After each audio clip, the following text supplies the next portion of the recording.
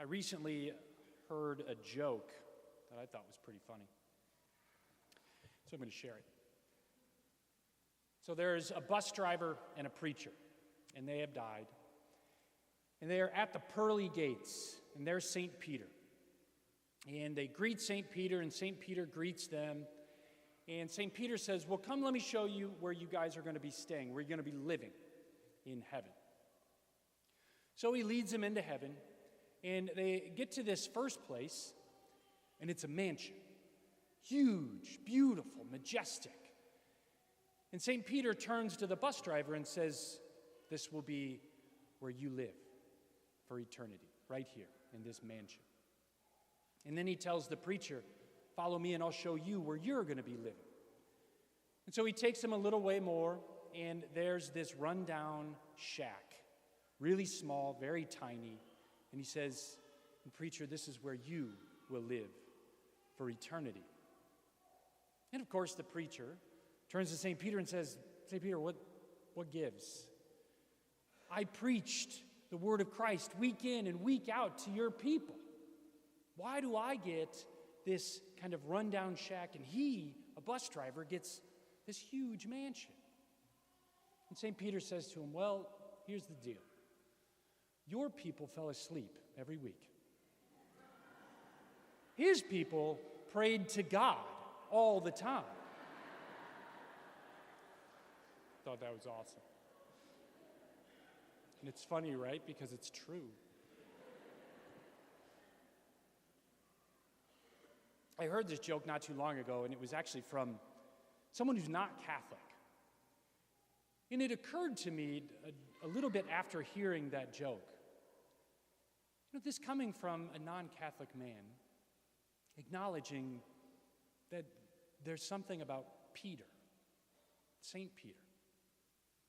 It's almost universally accepted that St. Peter's the one who kind of stands at the pearly gates and welcomes us in. What is it about Peter? What is it about St. Peter? It's almost as if he's been given a set of keys. Yesterday morning at 4 a.m. our time, 10 a.m. in Rome, the 265th successor of St. Peter, the 266th Pope, was buried. There was this incredible funeral mass. 250,000 people came to St. Peter's in person just to be a part of that Mass. What is it about Peter? After the Mass, there was a procession from St. Peter's to St. Mary Major across the city of Rome. And 150,000 people more lined the streets just to get a glimpse of Pope Francis's casket, the successor of Peter, as it passed by. What is it about Peter? There was at that Mass the most powerful man in the free world there, all the way down to those who have lost their freedom and are currently imprisoned. And in the style of Pope Francis, he invited prisoners to his funeral Mass. And there was everyone in between there, from the most powerful man in the free world to those who don't even have their freedom. What is it about Peter? Tens of millions of people, even here, woke up for us at 4 a.m.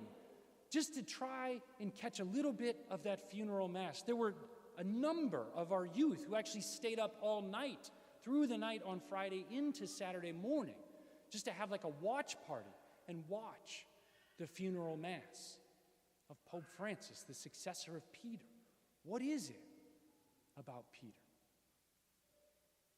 And as grateful to God as I am that Pope Francis was called to that office to sit in the chair of Peter, you better believe none of that would have happened for him, the man, Jorge Bergoglio. He was an archbishop, a cardinal in Buenos Aires. None of that would have happened for him. Bishops and cardinals are a dime a dozen. There is one chair, one successor of Peter. What is it about Peter? And we already see that something about Peter. In the early church, we heard it in today's first reading from the Acts of the Apostles. People were coming from all around just to see Peter.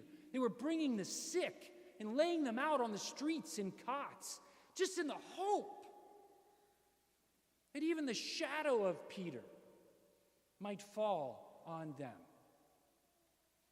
What is it about Peter and even his shadow that people come just that his shadow might fall on them? It's as if Peter has been given a set of keys. And guys, for 2,000 years, that long shadow has been cast into our world, that long shadow of Peter through the centuries.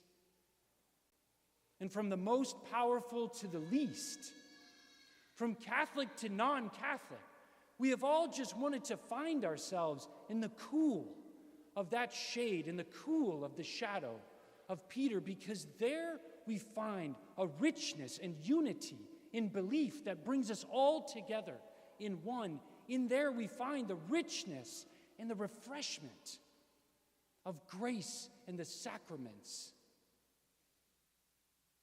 In the cool of that shade, in the shadow of Peter, we find the key and relief to what we, all equally sick, need: salvation.